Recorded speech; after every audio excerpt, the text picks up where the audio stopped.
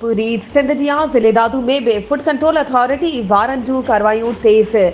मुख़्तलिफ़ होटलनि ते छापा, केतिरनि ई होटलनि ते सफ़ाई सुथराई न हुजण ऐं बग़ैर लाइसेंस जे होटल हलाइण ते होटल मालिकनि खे सफ़ाई सुथराई खे यकीनी बणाइण लाइ सख़्त हिदायतूं जारी।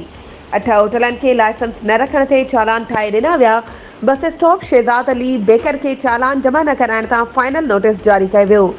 उन मौक़े ते बेकर्स मालिक खे फाइनल नोटिस जारी कयो ऐं पाबंद कयो त जेकॾहिं वक़्त सिर चालान जमा न कराईंदो त बेकर्स खे सील करे मुहर कयो वेंदो।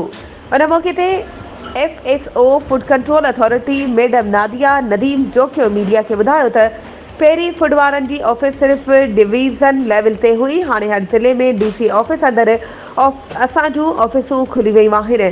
असांजी टीम दादू में बहितर नमूने कमु करे पई। जेके माण्हू चालान पीआरिया आहिनि जल्द उन्हनि जा लाइसेंस पिणु हेड ऑफिस खां ठही अची वेंदा।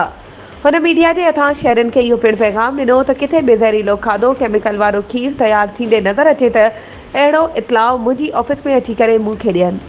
वधीक ख़बरुनि ऐं अपडेट्स जे लाइ असांजे चैनल खे सब्सक्राइब कयो ऐं हा बेल आइकन खे प्रेस करणु न विसारिजो त जीअं असांजी हर नई अचण वारी वीडियो तव्हां ताईं पहुची